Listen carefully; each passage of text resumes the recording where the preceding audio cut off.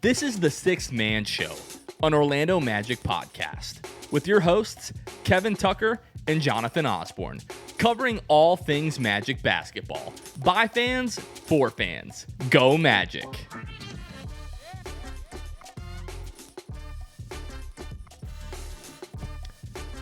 What's going on, Orlando Magic fans? You guys are back with the Sixth Man Show. Today is March 19, 2026.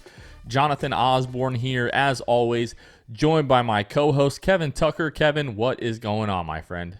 Jonathan, this is one of our favorite times of the year. You may notice if you're watching on YouTube, wearing some different looks here today. Especially me. I don't normally don the bright colored shirts, but to represent, Duvin, but also David Steele and Jeff Turner, got the Is This Anything shirt from Duvin. Jonathan, you're rocking some Duvin stuff there. It's a great time of year. Yeah, it's the stuff with the massive basketball in the background, the Orlando skyline there on this kind of like vintage wash, like boxy, like heavyweight tee, and then the new, which it kind of harkens back to like the Penny Hardaway draft hat, like back in the day. I know I got the tan version when we were at like the rebrand event back in, what was that, June now? I think so. I mean, we're coming, that's like, we're getting pretty close to that being a year ago already, which is kind of crazy the way that time just flies. But yeah, literally one of our favorite times of the year with the new Duvin drop. I was really interested to see what they were going to do because like for the past 2-3 years, however long they've been doing these drops now, they've really like kind of harkened back to the older logo. And this year it was like, well, they've really done a lot with that. And now with the newer logo coming out this year, how are they gonna switch it up and keep it fresh kind of? And they just add, like, this might be better than the older drops, like the shirts that they sent us, the crew neck, which I especially love, like the swim trunks. It all looks fantastic. So shout out to Duvin for the love always. And definitely, if you're going to be at the arena, they have a few in-arena exclusive items like the Is This Anything shirt, and I believe the hat is in-arena exclusive as well.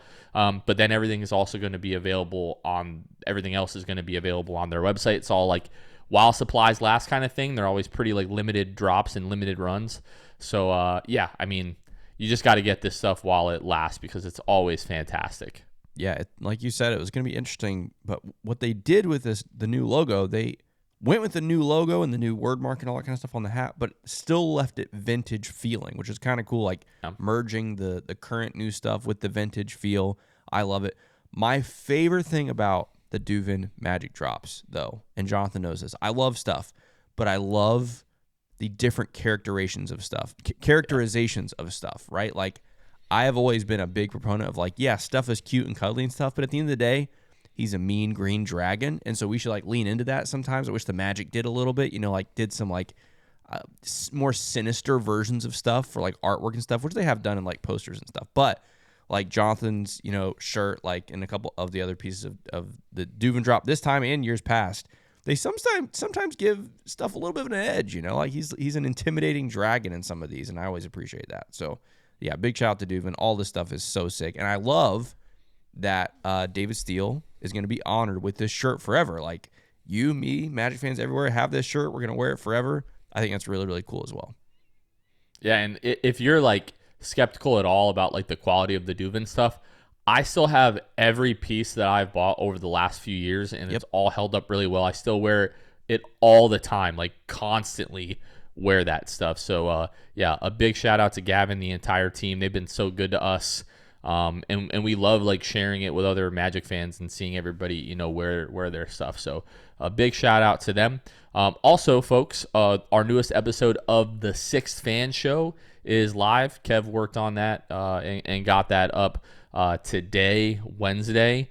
Christian was outside of Kia following the Magic's loss to the Oklahoma City Thunder, which we will talk about. But always good to get like Magic fan opinions.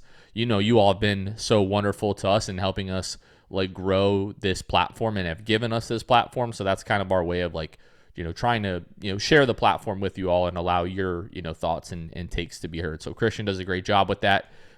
Be sure that you go and check that out. And then really fast, please. I was just going to say, the ending of the show is probably my favorite version we've ever done of the show. Like, the show, obviously, after a loss, it's tough. People give thoughts. But the end, there was an OKC fan that wanted to be interviewed. And I'll just let the video speak for itself. You have to go watch it. But anyway, it was pretty fun. We're going to have to hold on to that clip, I think, like for the future. Yep, and absolutely. That clip will definitely get some future use, I think. Yep, So, yeah. But yeah, definitely go check that out. And then Jason Beatty dropped an article. I think it was early Wednesday, if I'm not mistaken, with kind of a, and this is no fault of Jason Beatty, but like an update that's not really an update on Franz Wagner. He's obviously still working back from the high ankle sprain. Doesn't sound like he's doing a lot of on-court stuff just yet.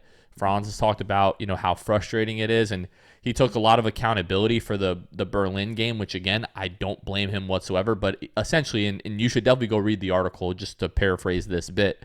But Franz said that like he probably pushed it a little bit too hard because it was kind of a once-in-a-lifetime opportunity and played in that game when he probably should not have. I think we can all agree on that, but at the same time, I still do not fault him for taking advantage of that opportunity.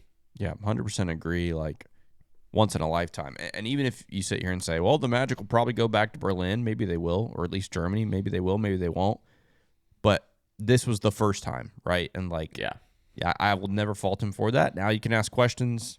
Should he have played in London? I don't know. That's maybe a fair question. But regardless, the Berlin thing, I will never lose sleep over him playing in that game ever. Yeah. And I think if you would have said like, hey, like if you play in this game, it's, you're going to be putting yourself at risk for not playing the rest of the season, he probably sits it out. But I don't think anybody thought that was really a possibility at the time. Like, he's had injuries, over the course of his life and over his career, his playing career, and he's like always bounced back from stuff really quickly. So he probably figured this was going to be pretty similar to that, and it hasn't quite worked out that way. And at this point, like, I'm hoping that he comes back and has at least like 7-8 games in the regular season to kind of ramp himself back up, get back into a rhythm, find kind of his new, spot in everything that the Magic have going on. You would love to say he's just going to come and slot right back in and everything will just kind of work out, really well. But, a lot has changed with the Desmond Bane and Paolo Banchero dynamic. Tristan Da Silva has been playing really well in that starting lineup as well. Jalen Suggs is back. So there's a lot to be figured out and not a lot of time, if and when Franz comes back. Because if you are going to win a playoff series, I just don't see you being able to do it without Franz Wagner. Like, when we talk about, we're going to talk about the standings in a minute, but like the types of teams you're going to be playing at this point, whether it's New York, Cleveland, or Boston, I just really have a tough time seeing this team beating them in a 7-game series. They could be competitive, but I have a tough time seeing us being victorious in a first-round series against one of those teams without Franz, and without Franz pretty close to 100%. Yeah, definitely agree with that. If anything, obviously offense is one thing, but defense too, right? Like, having him available to defend take your pick, James Harden, Donovan Mitchell, if you're playing Boston, a Tatum or a Brown, or playing the Knicks, take your pick. Any of those guys. Obviously, you want his offense, you want his ability to create, but the defense has also been missed through large stretches as well. So, yeah, I'm with you. If you have a healthy Franz, but he's not 100%, I still think you have a shot against at least one, if not two of those teams. Like, if you have Franz and he's at like 80%, I think the Magic could, let's say Cleveland, I think the Magic could push Cleveland to 7 games, and then it's a coin flip, right? New York, I think it's possible to be competitive. Boston, I don't know. So even if he's not at 100% necessarily by the time the playoffs roll around, I'd still want him available if he can go, because I think it gives the Magic more of a chance to make some noise. But yeah, if he's not even available, yeah, I don't see a way through without him. Yeah, it's really tough, and you're also going to be counting on like your role players to continue to play well. Like, Anthony Black is been in a slump, the last like 6 weeks, like really ever since the Europe trip has started to struggle. Now he's missed, the last week plus now. Jalen Suggs has been up and down. Wendell's been up and down. Obviously, like Tristan Da Silva has been solid, but to your point about the defense, a lot of these games, especially when Paolo's not on the floor, like Jamal Mosley over the last couple of years, has not always done the best, but has gotten better about staggering those two specifically, Paolo and Franz. And to his credit, Paolo has been really like taking that opportunity, guarding other teams' best players, like he was guarding Shea for, possessions last night. But when Paolo isn't on the floor and the other team either has a big guard or has a really good wing, we don't really have like a defensive wing that we can go to, not necessarily to stop those guys, but to at least try to slow them down and make life difficult for them. Or when a guy like Jalen Suggs is in foul trouble or Desmond Bane is in foul trouble, which, Kevin, we talked about it last episode. We are going to talk about the Desmond Bane foul trouble again in this one. But yeah, you're really missing him on both ends. Sometimes I feel like you're missing him more defensively than you are, offensively. So definitely hope he comes back. Hopefully he's 100%. Get some time to gel back together with these guys before the Magic get to the postseason, because if they are going to have any, amount of success there, definitely going to need Franz Wagner. Hey, this episode is brought to you by Austin Lampe, Daniel Anderson, Barry, Eduardo Sanchez, Kane Eckler, and Santi Leon. These are some of our Hall of Fame and elite tier patrons. They went to patreon.com/the6man show and selected the tier that worked best for them. If you're a fan of what we do here at all, you can support the pod for as little as $2 a month. You can also get access to our Discord channel for $5 a month.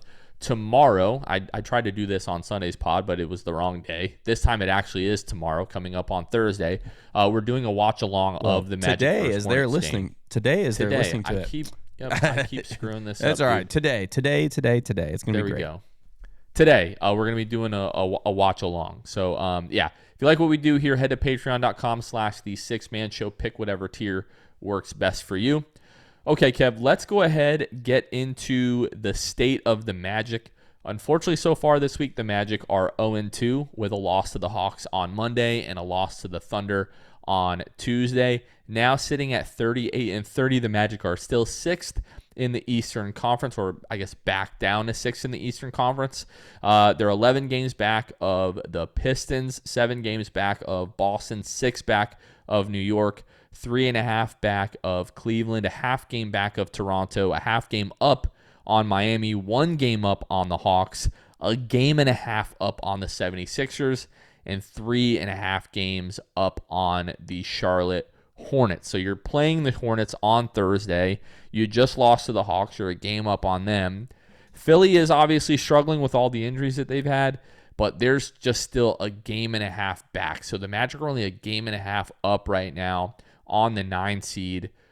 Kev, we talked about this week on Sunday's or Monday's episode when we talked about the week ahead, saying you just basically have to find a way to go 2-2. The Magic already have their 2 losses for the week that we accounted for. You've got to get this one tonight against Charlotte, and then you've got to find a way to win, Saturday against LA. To me, going 1-3, this week, I know as tough as it is after the 7-game win streak, would just feel like a massive step back after what has felt like a few weeks of really good progress for the Magic. Yeah, 100% agree. And especially like we talked about on the last episode, especially considering the opponents, not from the standpoint of, they're hot, but the 2 division games, right? The Atlanta, the Charlotte games, 2 division games, 2 conference games, 2 teams that I won't necessarily say Charlotte is, chasing you from behind right now, but I mean, they're making an effort at least. But yeah, I came into this week, we wanted to win those games, and if you win one of the Western Conference games or 2, whatever, that's great. Well, you already dropped the Atlanta one, which we're going to talk about in just a moment, which is a big loss, like standings-wise, division implications-wise. It's a huge loss, and it was also a huge actual loss. You got absolutely blown out. So, I mean, the pressure's on Orlando now, right? Like, they got to bounce back. The Charlotte game is huge.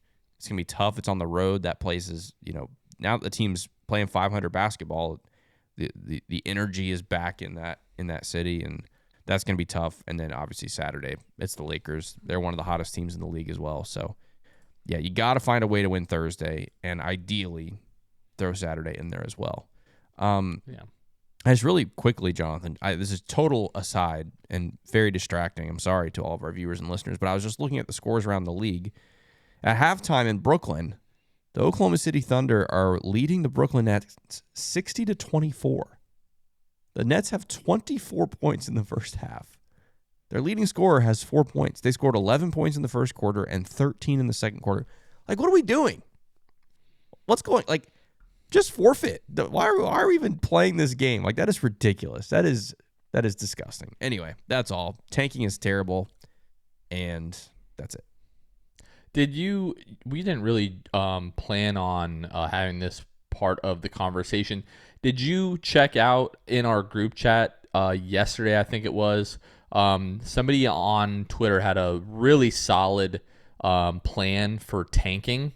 Did you see that at all? I only sent saw that over to you. The thumbnail. I'd never clicked. Was there more to it? I didn't click. There is. So this is from PGA Tout. Essentially, what happens here? Let me try to read this out. So I'm not really going to be able to do this justice, but basically what happens is there's what's called the gauntlet. He says it occurs 1 to 2 weeks before the regular season starts. And the gauntlet is a 48-hour window where teams look for a partner to swap picks with. It acts as a way to challenge other teams and say, we think we'll have a better season than you. If you think you're better than us, then prove it and accept the trade. And then after the gauntlet, there will be a draft pick draft, replacing what used to be the NBA lottery draw. The rules are teams draft in order of worst record from the prior season. Teams cannot select their own draft pick. So if you're the worst team in the league, you're basically picking another team where you're going to take, okay, we're going to take that team's pick. And then any swaps made during the gauntlet are locked. Those teams will not pick in the draft pick draft. So 2 weeks ahead of time, if you say, okay, the Magic, we're going to swap with Atlanta or whoever, you're locked and you're locked out of this draft pick draft. But when you get to that point, like if Sacramento wanted to say, we're going to take Utah's pick because we think we're going to be better than Utah or whatever, and Utah can say, okay, well, we're going to take Brooklyn's pick or whatever. Then you have an incentive to root against the team whose pick you have, but you have no incentive to lose yourself.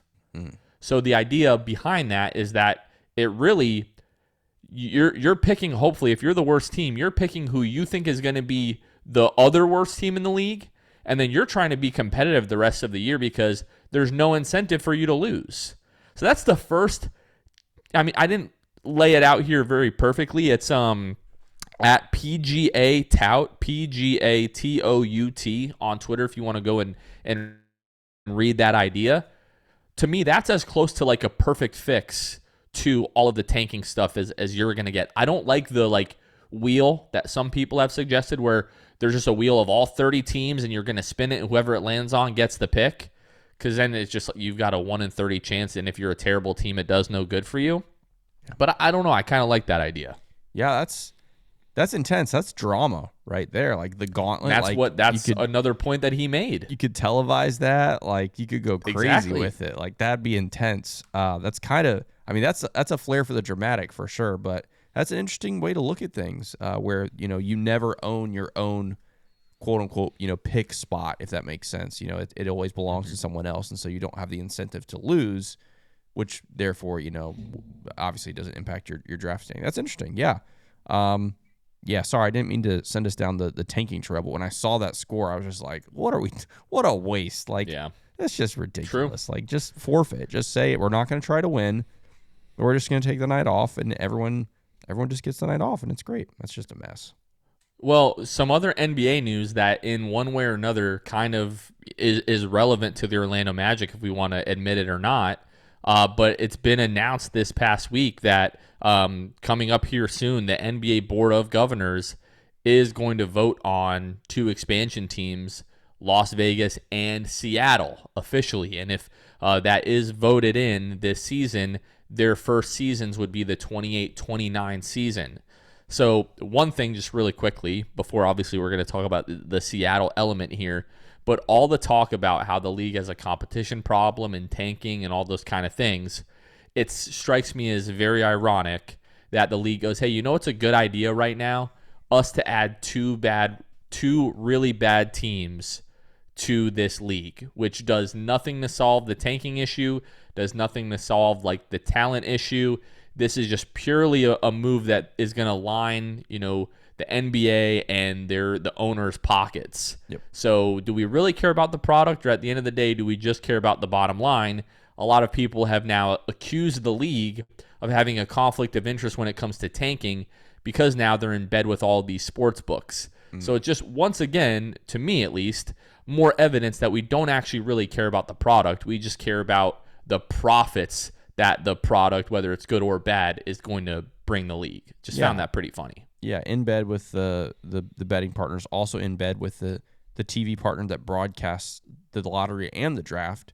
And so you want the lottery and the draft to be, have the drama and whatever else, have the big names, whatever. So yeah, definite conflict of interest, but the NBA has been living in the world of conflict of interest for decades, so it's kind of what they do. True. But yeah, the expansion stuff, before we get to the obvious implications potentially, with Seattle, the other thing that's interesting, like kind of loosely related to the Magic, is how it impacts the conferences, right? Because if you're going to add a Las Vegas and a Seattle, obviously they're going to be Western Conference teams, and so in theory, I guess that means two teams from the West have to come to the East. So obviously, like the two obvious ones to me are like Minnesota and Memphis. Like they just make the most sense. So yeah, that's something kind of interesting. Imagine being an Eastern Conference opponent. Wouldn't it Minnesota be just one team would need to move? Because you'd need 16 in each conference. If you added two, they'd be at 17, and then if you took one away, you're right. Yeah, the East. Yeah, math. Yeah. Trust me, not my strong suit. The only reason I even thought of that is because I've seen people having the conversations on Twitter. And what are the two main candidates would be like Minnesota and Memphis. Those are the two teams that are kind of the closest. Yeah, if I had to pick one, it'd be Minnesota, because right now they're in the same division with like freaking Denver and Portland, and like that's insane. Like to be in the same division as Portland, that's crazy. So probably Minnesota, and they'll be, I don't know how they'll. I mean, honestly, if you're at 16 teams, you'd have to redo the divisions anyway. Probably four divisions of four or something like that. I don't know. It's a whole different thing, but yeah, lots of question marks right there. now. What is it? 3 divisions of 5? Right, exactly. Yeah. So that'd be kind of crazy, but. Well, really, the reason that a lot of Magic fans got fired up at that news is because Seattle, which has long been suspected now, I would say like the last 3-4 years, Paolo Banchero's hometown, and everybody knows how much Paolo Banchero loves Seattle, so everybody's antennas just went straight up here we go, right? I am not thrilled that Seattle. Any other context, I'd be really happy that Seattle's coming back, because Seattle never should have lost their team. That's right. If Paolo Banchero was not on our team, I'd be thrilled about this. Yeah. It's like, you see your wife, girlfriend's like, rich, good-looking ex-boyfriend, even though he was a total jerk, and you don't really have anything to worry about, you're also like, man, that dude's so rich. He's a handsome fella. I talked to him for a couple of minutes, and he was kind of charming. Like, you're not super worried, but it's just kind of in the back of your mind kind of thing. Like, when you don't see where your wife is, like, wait a minute, where's she at? And then she's like, oh, I was in the bathroom. You're like, oh, man, I thought you were making out with your ex or whatever. It's kind of, it's not quite that intense, but it doesn't feel great seeing, like, just knowing that their ex is going to be there, right? You're like, yeah, it's probably not a big deal, but I just wish they weren't there. That's how I feel about this. Now, all of that to say, from probably until at least 2030, maybe 2031, like the season that starts in those years, Seattle's going to be terrible, okay? If you're not familiar with like an expansion draft, essentially what will happen is every NBA team gets to protect 8 players that are not eligible for the expansion draft. So when you think about every team's like 9th and 10th man, for the most part, okay, those are not like starter level like quality players, and you're filling an entire team out with 2nd to 3rd unit types of guys. 2 teams. Think about it. If they're both coming. Right, there you go. Yeah. Yes. It's crazy. So at that point, you're probably going to be getting some 11th and 12th kind of men in there on your team. And then you're counting on, free agency, which I don't know how many dudes are going to want to sign. Like, if you think back to, like, the Charlotte Bobcat days, like, how many free agents were they getting? Not really a ton, if any, at all. Or you've got to count on, like, hitting a home run in the draft, and then that guy, like, developing pretty quickly. And if the Magic do what they should and they stay competitive and they continue to build around Paolo Banchero, so his extension is going to kick in next year, and it's a 5-year deal. So that is going to take him through, what is that, 2031? And then in the middle of that, when he becomes extension eligible, if the Magic are still doing what they should be doing, they'll be able to offer him more money than any other team. It really should not be an issue. If/when Paolo Banchero plays for the Seattle, which should be the Supersonics, if they're not the Supersonics, that group that's bringing the team back doesn't deserve to have them. Don't bother. Move it to another city. It needs to be the Seattle Supersonics. If Paolo Banchero does find his way to play professional basketball for the city of Seattle, we should have gotten, 10, 12 years out of Paolo Banchero, and he should hold every single record in Magic history at that time. So it's a long ways off that we should not have to worry about this. So I'm kind of one of those people, like, let's just focus on what we've got going on now and keep doing what you're doing, and hopefully that won't be a problem. Yeah, and going back to what you're saying about the free agency stuff, not in Paolo's situation, obviously, because Paolo has the ties to Seattle, but you talk about the expansion teams being bad, like, even if you talk about free agency, there's 2 expansion teams. One of them is in Seattle, which, great city, beautiful place. The other is in Las Vegas. How many young, talented players in the NBA are picking Las Vegas as their free agent destination? Probably more than Seattle. You know what I'm saying? And so, like, I just feel like Seattle has the potential to be pretty poor, like you said, for the first several years for all of those reasons and more. And so, and like you said, like, Powell's going to be what is he now? 23? Is he 23? So, by the time that's around, he's going to be in his prime when they're tipping things off in Seattle. Like, is he going to want to go waste the best years of his career with a truly horrible roster? I doubt that. But could I see it twilight of his career? 100%. Like, and I think he should. Like, that'd be really, really cool. I'll be a little bit surprised if he doesn't make it there eventually at some point. Exactly. Yeah, I think he will. Which sucks. Yeah, but I also don't blame him. Like, that's a dream. If you love where you're from, the opportunity to not just go, like, play basketball there, but, like, be an icon for the people of your city, like, you can't argue with that. That's really, really cool. I just need him to focus on winning in Orlando first, please. Please do that, and then we can talk. Unfortunately, like, as soon as that happened, my mind went to, like, man, when are we going to have a guy that... And look, I don't mean to do this to Paolo. The conversation we're having is completely unfair. He may be like, yeah, I love it there so much, but I don't want to live there, right? Like, Right. I'm not trying to, I don't want to play there. That could be the case, right? Like, if Kevin Durant wanted to play for the Wizards at some point, he could have went home and played for the Wizards, right?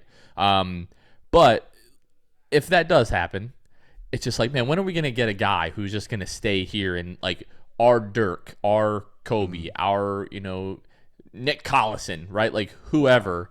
And it's like, okay, maybe Franz will stick around unless they do this NBA Europe thing and he goes and plays for the, Berlin, NBA team or whatever. But listen, folks, hopefully we don't have to worry about any of that for a very, very, very long time, if at all. Yeah, 100%. Okay, back to the weekly State of the Magic. We already talked a little bit about the standings. On the season, the Magic are now 13th in offensive rating, and they are up to I'm looking at post All-Star break. Sorry. This year, they are 16th in offensive rating, and they are 10th in defensive rating, 13th in offensive rating after the All-Star break, and 6th in defensive rating, and they are 8th in net rating post All-Star break. They are 14th in net rating on the season as a whole. Taking a quick look at the injury report, Let's see. Jonathan Isaac is out with the left knee sprain. Anthony Black still out with the left lateral abdominal strain. And Franz Wagner still out with the left high ankle sprain, the injury management, as they're calling it. So those guys all still out for the Charlotte game. And I would be surprised if we get any of them back Saturday for the Lakers game either, Kevin. Yeah, it feels very, very far off, unfortunately, which, as we were talking about earlier, there's not a whole lot of time left in the season. So the window for comebacks is dwindling pretty quickly, unfortunately. Yeah. Okay. Don't really want to have to talk about this game, but it happened since we recorded, so we do have to talk about this game Monday night on Peacock versus the Atlanta Hawks. And the Magic just really did not come out of the gate super strong in this one. They gave up 34 points in the first quarter, 33 points in the second, 37 points in the third. I'm struggling to remember another game this year, Kevin, where the Magic gave up 30 points in 3 straight quarters. It has been pretty far and few and far between. But the Magic really just were getting throttled for the better part of this one, down by as much as 29. They were down by like 24 midway through the third. I think there were like 7 minutes left. And because of the opponent that we knew was waiting for us back home on Tuesday, given the way that the team had looked up to that point, with like 7 minutes left in the third, I chalked this one up as over. I'm like, at this point, the way that you've played, the odds of you coming back and making this a close game and then also finding a way to flip the lead and win this game, the odds are so slim to none there that if you're going to go for this win, if you don't get it, you're basically guaranteeing a loss the second night on, which most people would argue is a scheduled loss anyway. But Mosley, kept those guys in there the rest of the third, gave them their, end of the third, start of the fourth quarter break, brought them back in, and then finally pulled them, I want to say, with like 5 minutes to go. And it was, pretty clear and obvious that they weren't going to be able to come back and win that one. But man, this was a weird one where it wasn't as much effort based. Like, it didn't feel like the guys weren't playing hard, but this felt like one of the more like unfocused defensive performances of the year. Magic also settled a ton. 43 threes attempted in this one. Tuesday's game, unfortunately, was somehow even worse than that. And like our good players really struggled. Paolo had 18 and 10. He was 11 of 16 at the free throw line. Was doing a good job of attacking, I felt like, but he shot 3 of 13. Like, Jalen Johnson really bothered him in this one. He was 1 of 2 from 3. I didn't feel like Paolo was settling. Like, I mostly really liked what he was trying to do. The ball was just not going through the nylon for Paolo. And then Desmond Bane, 18 points, 3 of 7 from deep was pretty good there. 7 of 16 from the floor. Want to see him be just a little bit better there. But Tristan, 2 of 8. Jalen Suggs, 4 of 11. Mo Wagner, 3 of 9. Jet Howard, 4 for 10. Magic only had 11 turnovers, but allowed Atlanta to have 15 offensive rebounds. Like, Wendell played 28 minutes in this one. He had 3 rebounds. All of them came on the offensive glass, for the Magic to try to get some second chance opportunities there. When you look at his box score, it looks like he had a pretty decent game, but I just felt like he was almost a complete non-factor, even the fact that he had 17 points, because the Magic were getting beat up on the glass so much. Like, Dyson Daniels has 12 rebounds. Jalen Johnson, 15. Okongwu had 7. Nickeil Alexander-Walker had 7. Jonathan Kuminga had 8 rebounds off the bench. Like, there's no way that, like, almost, not quite every guy, but, like, not almost everybody, but the majority of the guys that saw the floor for the Hawks had more rebounds than Wendell in this one. And I'm not trying to blame it all on Wendell. It absolutely wasn't completely on Dell. Just a overall, like, unfocused defensive effort. And then, like, shots were just not falling for the Magic. Obviously, you all have heard that a ton of times. But yeah, and what felt like such an important game and such a good opportunity for the Magic, the Hawks coming into this one winning 9 in a row, which Michael Grady mentioned, I think, like half a dozen times on that Peacock broadcast. Didn't mention the Magic coming in on a 7-game win streak at all, really. But just a really, I don't think there's any better way to describe this game than just a letdown for the Magic. Yeah, and obviously, the implications are big, but for nothing else, like, this Hawks team has owned you this season. Like, I wanted to go in there just to try to see if we could actually beat them this year. Like, forget the standings, forget the streaks. Like, I don't want to go 0-3 against this team, and unfortunately, that's exactly what happened. The Hawks have absolutely owned us this year, but excuse me, in almost different ways every game, right? Like, I mean, honestly, right now they obviously have their team is structured differently now than it was at the beginning of the season, of course. But yeah, I mean, you got to start the conversation from the Hawks' perspective, like, Nickeil Alexander-Walker, like, what in the world, dude? Like, that's insane. 41 for him. I'm conflicted because, like, he should never have no offense, obviously, right? Like, but you should not be giving up 41 to him. But, like, that's kind of what happens when you're wide open, right? Like, if you leave a good shooter wide open, he could drop 40, and that's what the Magic did time and time and time again. He was open, and I really, really didn't understand that one. I feel like when a player kind of goes off against Orlando, more often than not, they're just having a night, right? Like, they just the Magic defend okay or even slightly good, but they just go crazy. They're knocking down crazy shots or whatever. But that was not the case Monday. Like, he was just wide open way, way, way too many times. And I understand the gravity of a guy like Jalen Johnson, who was outstanding, by the way, 24, 15, and 13, like, ridiculous. I understand the gravity that he has. But outside of that, like, there's no one on this team that should be distracting you offensively from a guy that's just shooting lights out like Nall was. So, I don't know. That was just pretty disappointing to me. But again, I guess they're on a 10-game win streak for a reason. They're playing really good basketball, really good team basketball, playing hard on both ends. And yeah, the Magic just did not have answers, honestly, on either end on Monday. The 2019 draft, do you remember, like, who you wanted the Magic to take in that draft? Gosh, I'm so bad at remembering the years. That was the Chuma draft. Chuma. Man. So I'll run through, like, the picks here. At least I believe it was the Chuma draft.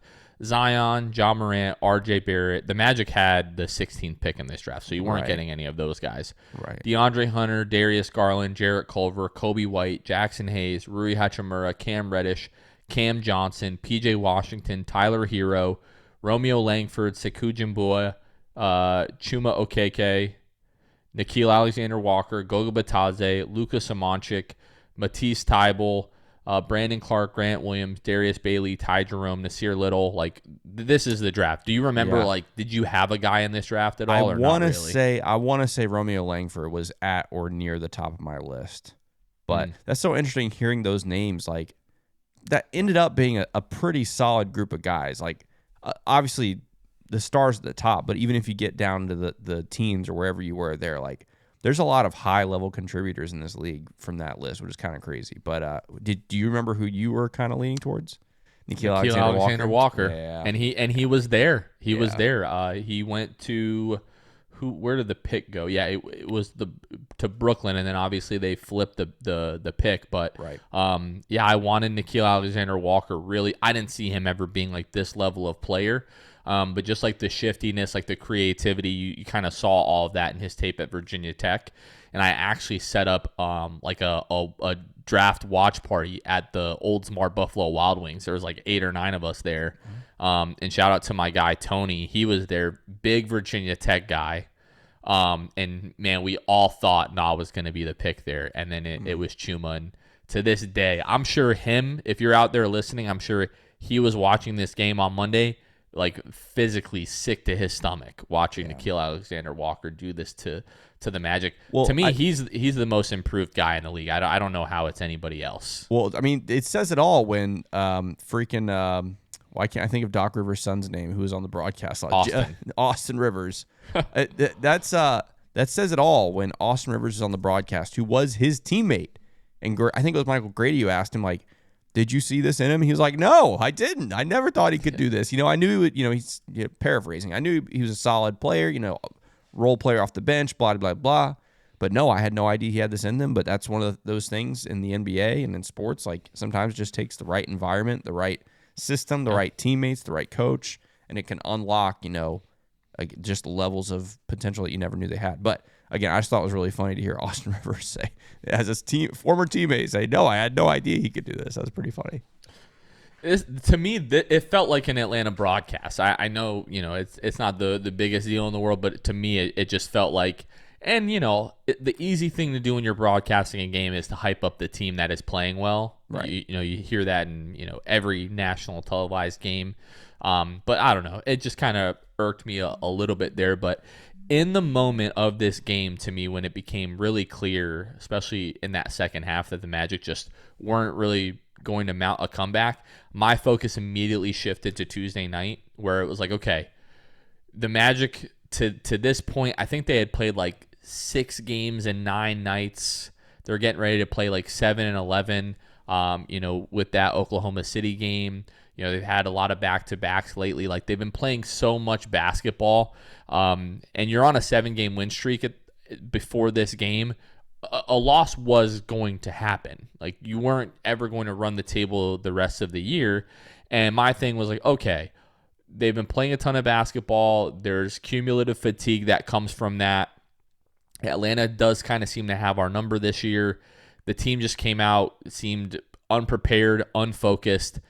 But we're not going to allow this to ruin, what we've seen the last couple of weeks from this team. Like, we're not just going to throw all that out all of a sudden. So to me, it was pretty easy to take this stat sheet, just kind of crumple it up, throw it in the garbage, and say, hey, we're going to move on to Tuesday night. I was not super upset about this loss. Was it disappointing? Yes.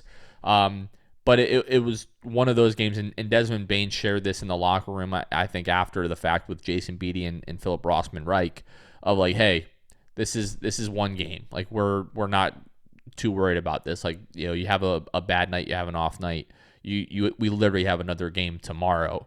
What was your reaction to this one, Kevin? Yeah, I was very much like honest. I think I said it in our group chat. Yeah, like third quarter ish of that Hawks game, like just mail it in, right? Like you trail by as many as 29 in this game. Like, it wasn't even close. And I know it's the NBA, it's a game of runs, all those things. But let me back up. I had 2 thoughts. Either one, you try to go for the win on Monday, or something that I really, really hate. I would hate it. I would not sleep at night, but I would understand if the decision was made, resting guys on Tuesday, which is something the Magic have not ever done, in this era. Like, especially Jamal Mosley doesn't know how to do that. And that's why, I think a lot of Magic fans, have fallen in love with Mosley. Obviously, this season's been tough, but the dude is not going to just roll over and like, no, we're not going to rest guys tonight. We're going to go to try to win the game. You play to win the game.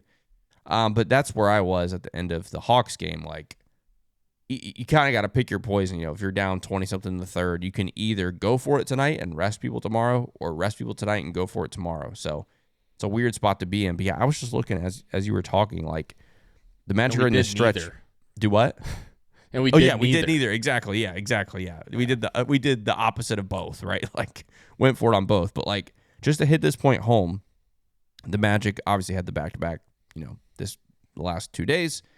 They had the back-to-back last week, and we have a back-to-back a week from now, the Monday, Tuesday back-to-back. And so that means the Orlando Magic, once we get through that Cleveland game next Tuesday, will have played 9 games in 14 nights. 9 games in 14 nights with 6 flights too. So like, it's not like a homestand, right? It's 9 games, 14 nights, 6 flights. Like, that is ridiculous. And in fact, when we get off this, this show, I'm going to ask my friend Claude to look up and see, are there even any other stretches in the NBA this season for other teams where teams are playing 9 games in 14 nights with 3 back-to-backs? Like, that seems crazy to me. But is it not possible to ask Claude while we're doing this? Maybe. I'm just afraid it's gonna, it's probably not gonna crash my computer, but we can try it. But I was like, and it might take a little bit too, because it's gonna review all 30 team schedules. But I'll try it. But this also, for better or worse, this goes back to the Europe trip. Like, March is the payoff for the Europe trip, right? You have all this time off. You play 2 games in basically almost 2 weeks, right? You had to play catch up somewhere. It's the month of March for us, and wow, is it brutal. And they don't even have a podcast to record. Like, think if they had to record a podcast. Oh my gosh, yeah. You know? Well, yeah, we've got it so bad. Yeah. Well, no. I mean, all jokes aside, like Kevin and I was going through the calendar yesterday and just kind of realizing, like, hey, the next 3, like last Friday, this Friday, next Friday are really the only nights that we have where we're not either watching a game and then recording a post-game live or a pod after, or the Magic aren't playing like they're not tonight, Wednesday night, and here we are sitting here talking about this team. So, right. Which we love, March. By the way. We love, but of course, it's a lot. Of course. Yeah. It is a lot. Don't get us wrong. But but in the moment I was like, hey, this game sucks. You're going to lose this game. It's whatever. I really did want Jamal to pick one game or another in that moment. It felt like he was going for this one and then realized in the last 5 minutes that it wasn't going to happen, so let's pull the plug now. I wish that decision would have been made a lot earlier. You know, it's a tough decision to make in the moment, but I do think it ended up maybe not costing you the game Tuesday, but it definitely made it more difficult, especially down the stretch there. And I was like, hey, it is what it is. Move on to Tuesday. Even if you don't get the win Tuesday, you have to have a better showing. You have to have a better performance. You have to come with, increased effort and a lot more focus than you had Monday night. Excuse me. Is that where we want to go next? I know we're going to take a quick break here before we talk about the OKC game, but did you have anything else from this Atlanta game? I don't think so. I think if there's anything else from this one, I am already looking on the calendar to April 1st, which by the way is our Court of Dreams night, which if you're signed up for that, you should have got an email actually Wednesday. Yeah. I think some instructions for Court of Dreams night. But what I was saying was that's the final matchup against the Hawks this year. I honestly don't care where the standings end up on April 1st. Like, I don't care if we're neck and neck and we need to beat them for seeding, or if we've gone our separate ways and one of us is up and one of us is down. I just want to beat the Hawks once this year. So, can we just try to do that on April 1st? I don't ask for much. I'm just kidding. I ask for a lot from this team, but I just want to beat the Hawks this year. Let's try to do that on April 1st. But yeah, that's what I've got. Jonathan, can I tell you about our friends over at Jam Hot Chicken? They're bringing Jam's culture and hot chicken to the heart of Winter Park. They are diehard Orlando Magic fans who love this fan community and also make the best chicken in Central Florida. You can find them in Winter Park and their new location in Winter Garden as well. They're the best of the best in Central Florida when it comes to chicken of all kinds, whether you like it super hot. They have the jam level spice, which is out of this world spicy, but look, we have listeners that is their meal. That's their go-to meal. That's not an experiment. That's what they just get for lunch. They'll get the jam level heat, which for someone like me who has, some stomach issues these days, I can't handle the jam, but they can do it plain as well. That's what I get most often.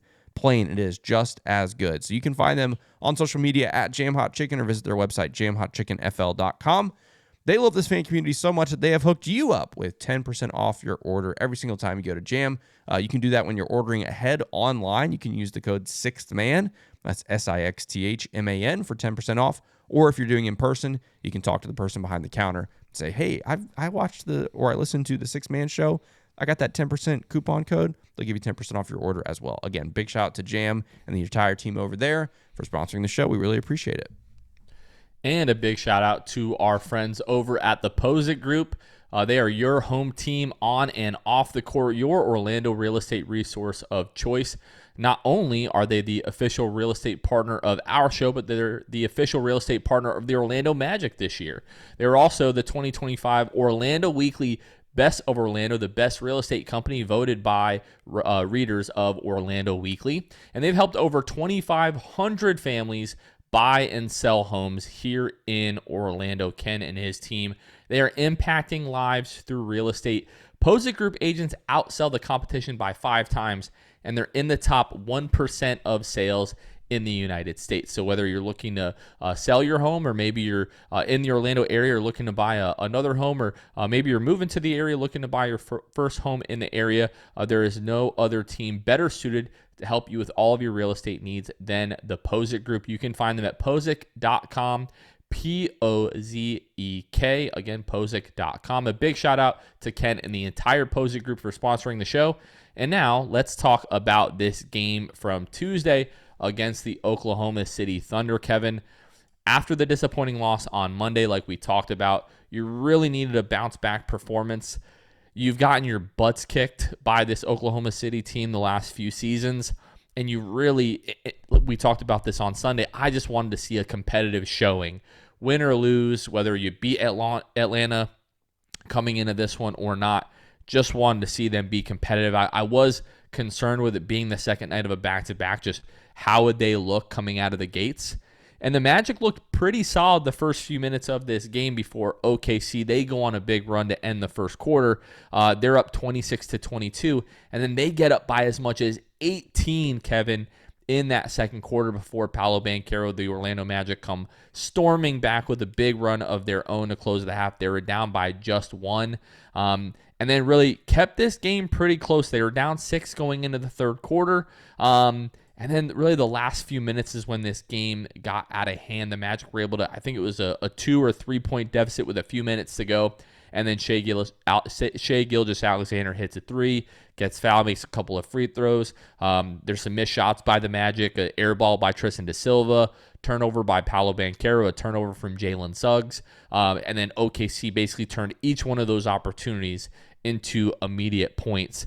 This game ended up being a 5-point loss. It was really closer to like 11 or 12. There were 2 threes that the Magic hit literally in like the last 10 seconds of this game, which helped close the gap a little bit. I was really proud of the way that this team fought. Down 17 in the second quarter, we said, okay, here we go again. Second night of a back-to-back. This game is about to become a 20, 25-point game. But the Magic, led by Paolo Banchero, we'll talk about how great he was in this game, really going like toe-to-toe with Shai. You know, there were some big buckets that each of those guys had in this game.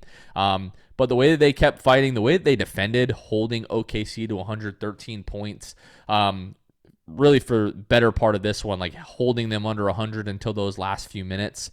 And I was just proud of the effort. You didn't end up getting the result that you wanted. Paolo Banchero plays, I believe it was the entire third quarter. Magic had like a 7-point lead in that third.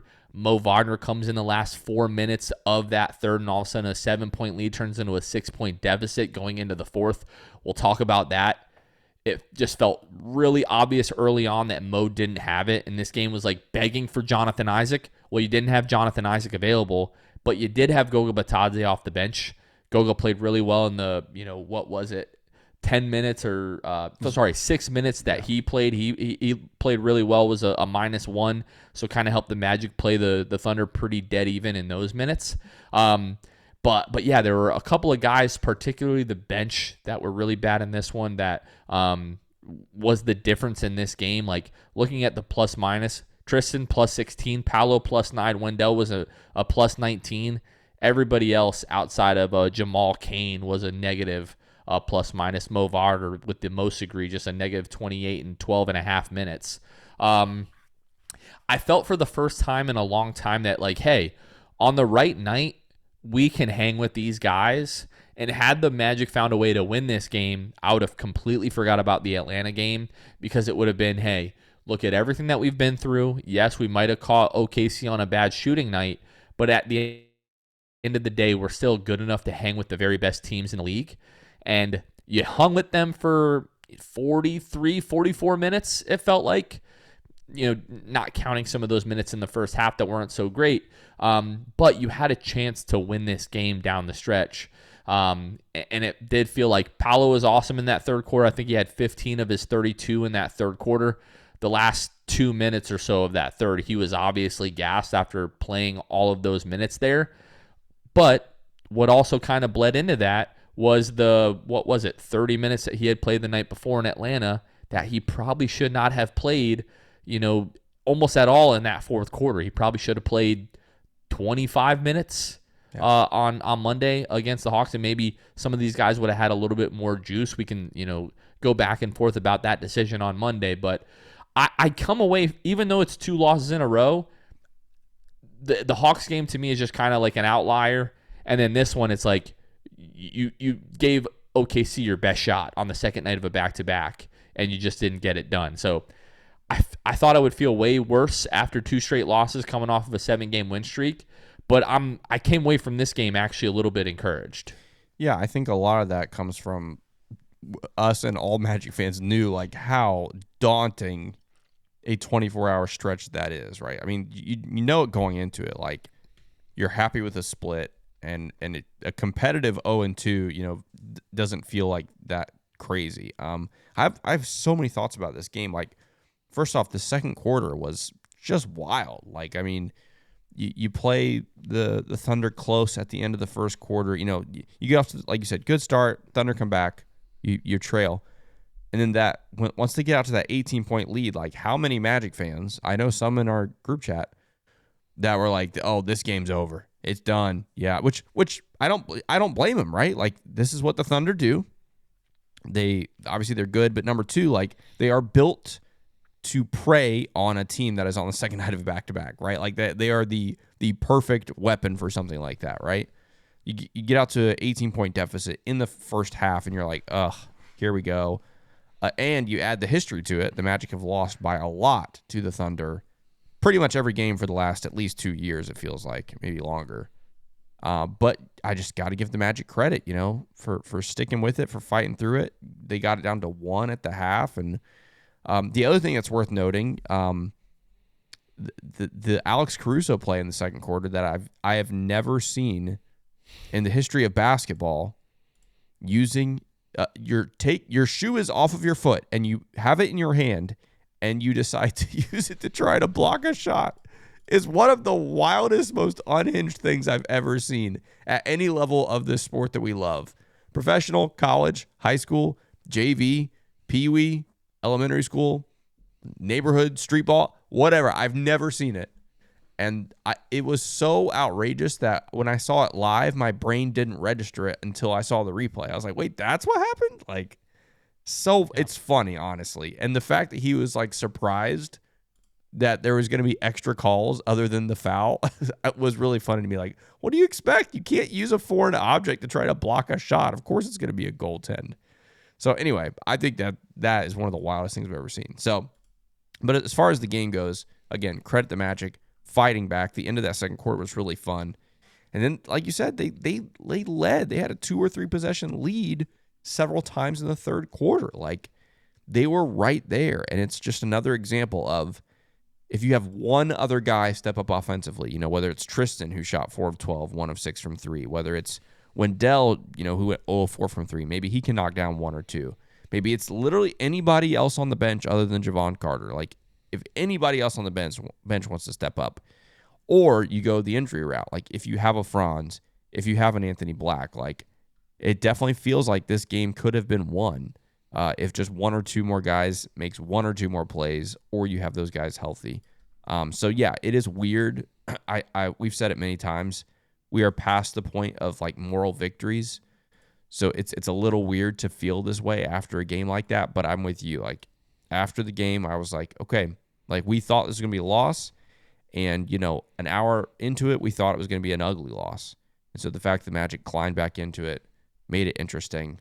I wouldn't say I came away pleased, but it's hard to walk away from that being angry. I'll put it that way. Or what if Desmond Bane doesn't have to come out in the fourth quarter for a few minutes because he picks up his 5th foul with 7 minutes to go? I'm so sick. I love Desmond Bane. I absolutely love him. I'm so sick of that. Like, I'm so sick of the foul trouble, man. Cut it out. The Magic have not beat the Thunder in over 3 years. January 4th, 2023 was the last time the Magic beat OKC. Checks out. That's crazy, man. So that's what, 6 straight losses now? Probably to OKC. And we went 1-1 against them that season. Let's go to 2021, 2022. How did it go that year for us? Let's see. We split them that season. So Gotcha. basically, like since they've really figured out their bench, we have not had a shot in the last several years. I felt like there's been a lot of talk about the ability to make adjustments, and whether or not the Magic do that. Paolo Banchero has the massive third quarter, right? I think it was 15 points in the third quarter. And then how many points did Paolo have in the fourth? Paolo had 4 points in the fourth, was 2 of 3. A big reason for that was the defense that Alex Caruso was playing on Paolo. And what made the Magic and Paolo so successful in that third quarter was just constantly running pick and rolls, switching, OKC switching, and the Magic hunting mismatches. And then for some reason in the fourth quarter, it just turned into like Paolo Banchero mid post-ups trying to back down Alex Caruso, which to his credit is a very good post defender for his stature. And it just didn't go well. So Paolo was 2 of 3. The Magic were 11 for 23 in that third, which like relatively okay. But the thing is, like, they actually outscore OKC by 1. They hit a couple of threes at the end, so it was more like 23 points instead of 29. But you're outscored by just a little bit there in that fourth quarter, not able to get enough stops. You also put OKC at the free throw line 8 times in that fourth. I didn't have a problem with the officiating in this one. Some people really did. OKC shoots 27 free throws. The Magic shoot 20. The Magic also shot 53s in this game. They were settling way too much from deep. If they were a little bit more aggressive there, the free throw numbers are probably closer for these teams. I didn't really have a problem with a lot of the calls, really, until that one that was late as Shea is driving to his left. Tristan does foul him, but it was such like a ticky-tack foul compared to some of the stuff that they were letting go, especially in the third quarter. I just hate when you do that, when you start officiating late in the game differently than you have the rest of the game. Unless you're going to let more go, then I'm kind of okay with that if it's on both sides. But it did feel like OKC got a little bit more like ticky-tack fouls like down the stretch here. Like you said, proud of the way that the Magic played, the way that they competed. Shea goes for 40. It is what it is. He's arguably the best player in the league at this point. But in terms of like the different ways Paolo was scoring in this one, to me, I came away with feeling like this was one of the better Paolo performances of the year. Like setting the tone early, playing really well, 12 of 21, 3 of 6 from deep, 5 of 6 from the free throw line, 10 rebounds, 5 assists, a steal, does have the 4 turnovers. You kind of just have to pencil Paolo in. Like 4 turnovers, I can live with that. When we start getting 5, 6, 7, that's too much.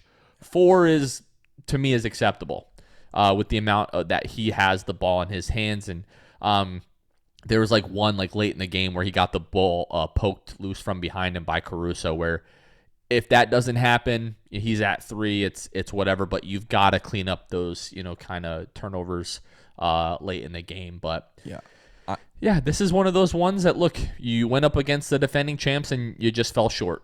Yeah, and you talk about Paolo and in the officiating, like there's no world in which Paolo should be shooting 6 free throws against the Thunder like that.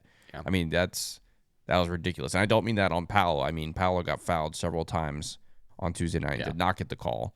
But going back to how great Paolo was, he was outstanding, but you also have to add to it, like, that's against the best team on the planet.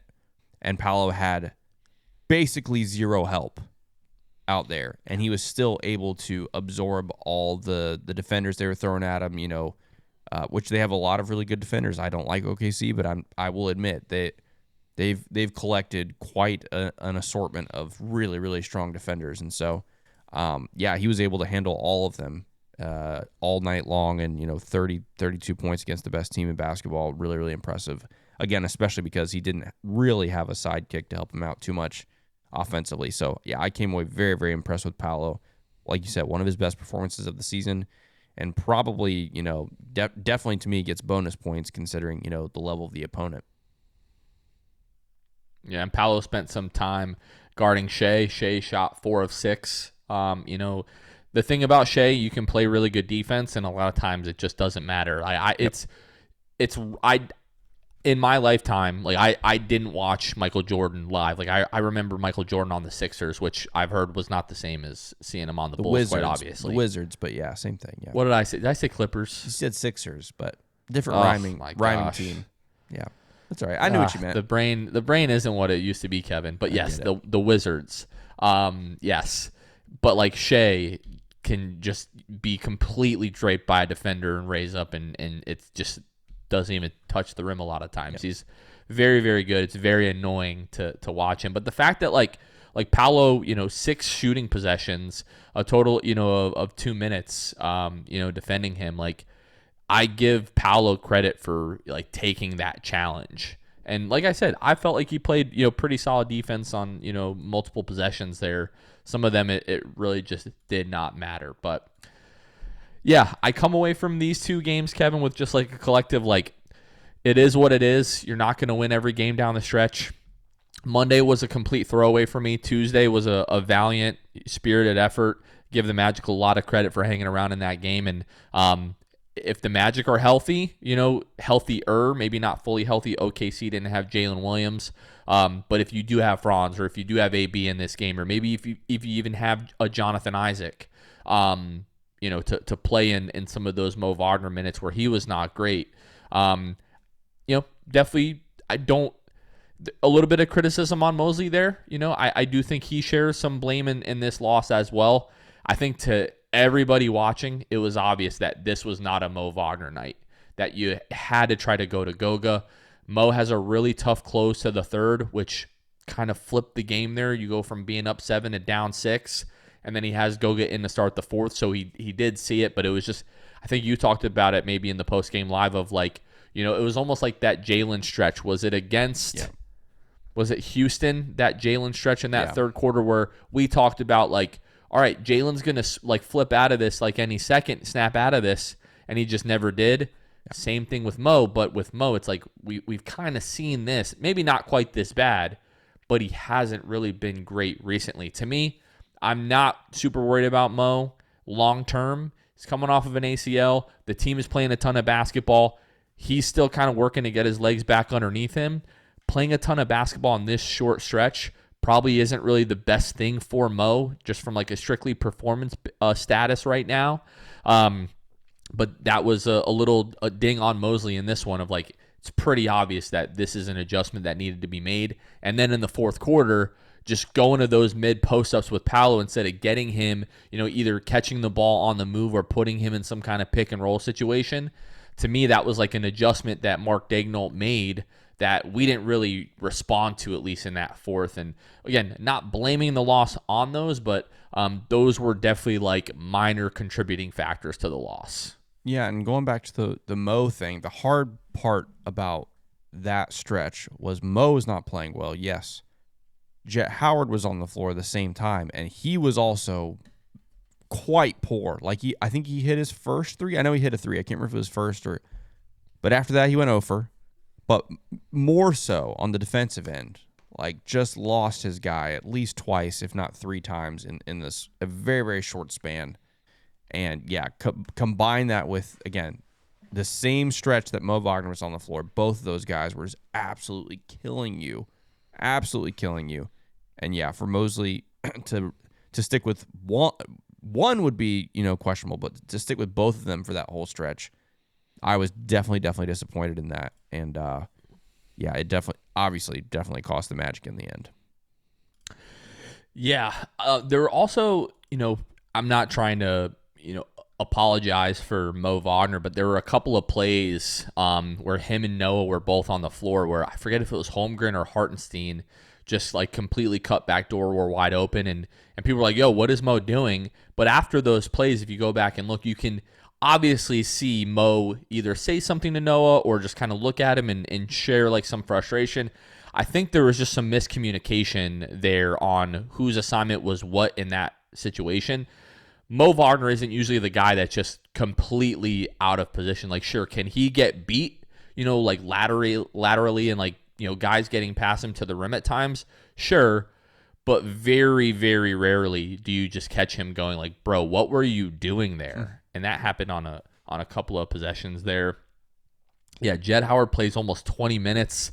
Noah plays 7. Jamal plays 10. Jamal Cain, that is, plays 10. You probably can put those two guys together to absorb most of those 19 minutes. And especially Jamal Cain was a plus 14 in his 10 minutes. Didn't do much in the way of like counting stats, but is just kind of a guy who, defends and is in the right spots a lot of times. And this is a really tough Jett performance. Even though Jett has been better at times defensively, he's still not good enough for you to have him on the floor for 19 minutes if he's 1 for 7 and 1 for 6 from deep. That's right. He's got to be, contributing offensively to make up for, his defensive shortcomings. So That's kind of where I'm at. I'm not losing sleep. I will lose sleep if you drop either of these next two. I know it's maybe not fair because they're two teams that are playing well. The Rockets are getting ready to play the Lakers here in a little bit. But you got to beat Charlotte. You got to beat the Lakers coming up with these next two. You can't afford to go 1-3 this week. I know the schedule is going to start to lighten up after this week is done. The amount that you're playing through the rest of March is still a lot. But you're not having the Miamis, the Atlantas, the OKCs, and you're getting some Indiana, some Sacramento, some Toronto and Dallas, coming up. You're still going to play Cleveland. You're still going to play Phoenix. You're going to have to play Atlanta again, but schedule does lighten up just a little bit here. But I just feel like if you want to control your own destiny. I'm not saying if you lose both of these games, you're definitely in the play-in. If you lose both of these games, you're just probably going to end up needing help from somebody else so that you're not in the play-in. Yeah, I do want to let you know, I'm hearing from our statistician, Claude, that Claude has checked out the 9-game and 14 nights statistic, and the Magic are not alone. So there are 5 other teams this season that have had 9 games of 14 nights. But that's it. So only 6 out of 30 teams this season. Memphis has to be one of them, right? They're not. That's They're not. crazy. Isn't that wild? The other teams are Utah, Miami, the Clippers, the Mavericks, and the Pistons. The Pistons are actually in the midst of theirs right now, as a matter of fact. But yeah, so there are only 6 teams this season that have had 9 games of 14 nights. The Magic are one of them. And Memphis is not. So figure that out. But so 24 other teams haven't had to deal with it. And I get it, right? Like they have to, figure out how to make the Europe trip happen. But yeah, but it's weird because really, really Memphis isn't on this list. So True. Can we blame the Europe trip on it? Or the other 5 teams on this list, they didn't go to Europe. So like the schedule's just weird, man. It's just weird. I don't know. It's kind of crazy. Yeah. Okay. Any last thoughts before we go ahead and put a bow on this one? I don't think so, man. I hear what you say about you got to win these next 2. For me, like you have to win the Charlotte game. Like you cannot lose that game.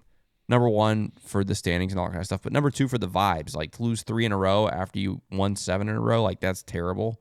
The Lakers game, almost half of that back. Yeah, exactly. Immediately. The Lakers game, the Lakers are just they're playing really, really well. They've got a great team. Now, we already beat them once, so the Magic should have that confidence. But I just got to get through Thursday first. Like, let's beat Charlotte, please and thank you.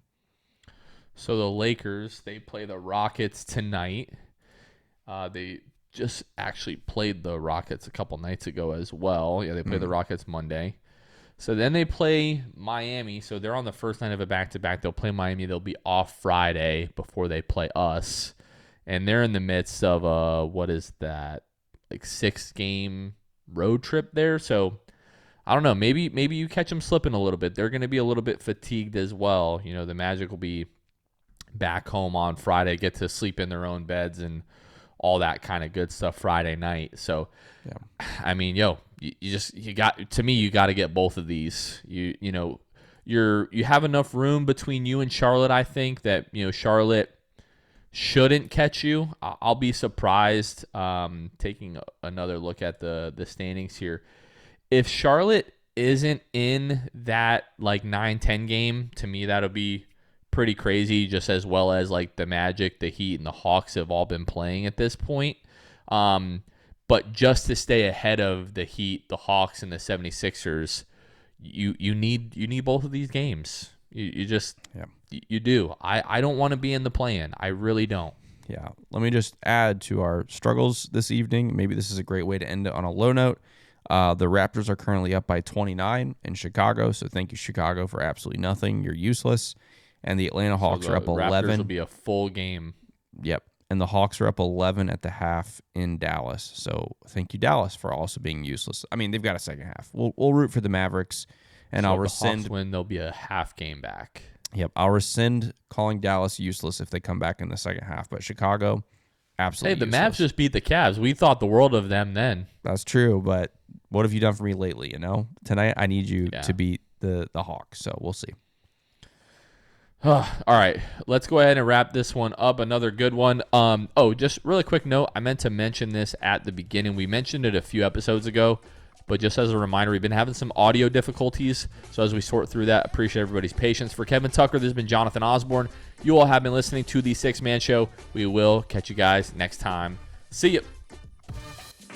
Thanks for listening to the Sixth Man Show. Be sure to subscribe on iTunes and Spotify to get new episodes downloaded directly to your phone. If you enjoyed the show, please take a minute to give us a 5-star rating and a review. It helps out the show a lot. Follow us on Twitter, Instagram, and Facebook at Sixth Man Show. We'll catch you guys next time. Go Magic!